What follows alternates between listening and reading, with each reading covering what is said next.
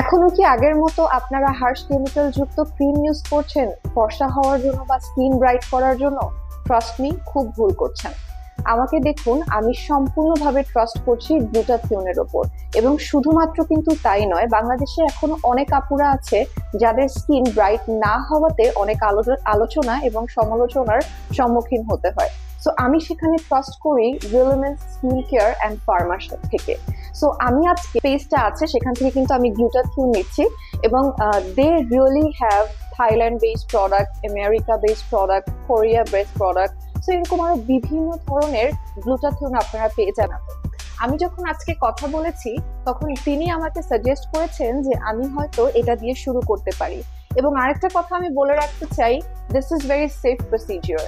যারা কিনা এখন পর্যন্ত মেডিসিনস খেয়ে অথবা হার্শ কেমিক্যাল যুক্ত ক্রিম ইউজ করে ফর্সা হতে চাচ্ছেন বা ব্রাইট উজ্জ্বল হতে চাচ্ছেন, এটা আসলে খুব ভুল পদক্ষেপ।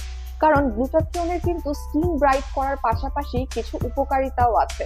যেমন ধরুন, আমি 26, আমি কিন্তু এখনই আস্তে আস্তে করে অ্যান্টি এজিং এর প্রসেসটা শুরু করছি। গ্লুটাথিওন কিন্তু এটাতে হেল্প করছে। এবং আপনাদের বডিতে যদি খুব বেশি প্রবলেম থেকে থাকে, গ্লুটাথিওন কিন্তু আপনাকে হেল্প করতে পারবে। যেহেতু আমরা জানি যে অলরেডি ক্যান্সারের মতো একটা রোগের কিওর হিসেবে ইউজ করা হতো গ্লুটাথিওন, তো আপনারা বুঝতেই পারছেন যে গ্লুটাথিওন বেসিক্যালি আমাদের বডির মেলানিনের পরিমাণটাকে কমিয়ে স্কিনটা ভেতর থেকে ব্রাইট করতে সাহায্য করে। খুব বেশি হার্মফুল কিছু আমি কিন্তু এখানে দেখছি না।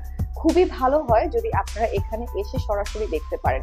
অ্যান্টি এজিং যেটা আপনারা গ্লুটাথিওনের মাধ্যমে কিওর করতে পারবেন, এবং আরো বিভিন্ন ধরনের প্রসিজিওর আছে, এখানে আপনারা এসে কিন্তু দেখতে পারবেন।